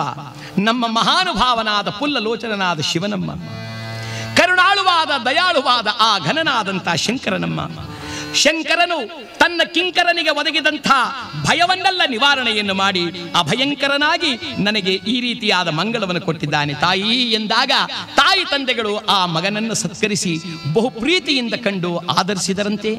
ಮಹಾನುಭಾವರಾದ ಮಾರ್ಕಂಡೇಯನು ಬಹುಕಾಲ ಬಾಳಿ ಮೃಕಂಡ ಮನುವಿನ ಪುತ್ರನಾದ ಮಾರ್ಕಂಡೇಯನು ಬಹುಕಾಲದವರೆಗೂ ಬಾಳಿ ಯುಗ ಯುಗಗಳಲ್ಲಿಯೂ ಸಹ ಶಿವನ ನಾಮಸ್ಮರಣೆಯಿಂದ ತನ್ನ ಮೃತ್ಯುವನ್ನೇ ಜಯಿಸಿದ ಮೃತ್ಯುಂಜಯ ಎಂಬತಕ್ಕಂಥ ಕೀರ್ತಿಗೂ ಭಾಜನನಾಗಿ ಲೋಕದಲ್ಲಿ ಬಾಳಿದ ಎಂದ ಮೇಲೆ ನಾವು ಇದರಲ್ಲಿ ತಿಳಿಯಬೇಕಾದದ್ದಿಷ್ಟೇ, ಅವನ ಒಲಿಮೆಯಾದರೆ ಏನು ನುಡಿಯೋಲ್ಲ, ಅವನೇ ಕಾಪಾಡ್ತಾನೆ.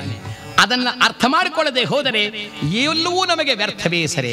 ನಾನು ಎಂಬ ಅಹಂಕಾರವನ್ನು ತೊರೆದು ದೇವ ನೀನೇ ಸರ್ವಸ್ವ ಎಂಬುದಾಗಿ ಭಾವಿಸಿ ಅವನನ್ನು ಆರಾಧನೆಯನ್ನು ಮಾಡುತ್ತಾ ಜೀವನದಲ್ಲಿ ಕಾಲವನ್ನು ಕಳೆಯತಕ್ಕಂಥದ್ದೇ ಕ್ಷೇಮ ಎಂದ ಮೇಲೆ ಆ ಮಾರ್ಕಂಡೇಯ ಮುನಿಗಳು ಎನಿಸಿಕೊಂಡು ಧ್ರುವತಾರೆಯಂದದಲ್ಲಿ ಮೆರೆಯುತ್ತಲೇ ಚಿರಂಜೀವಿಯಾಗಿ ಬಾಳಿದ ಎಂದ ಮೇಲೆ ಆ ಮಹಾನುಭಾವನ ಚರಿತ್ರೆಯನ್ನು ಹೇಳುವುದಕ್ಕೆ ನಾವು ಸಂತೋಷ ಪಡುತ್ತಾ ಆ ಪರಮಾತ್ಮನನ್ನು ಕುರಿತು ಮಂಗಳವನ್ನು ಪಾಡೋಣ.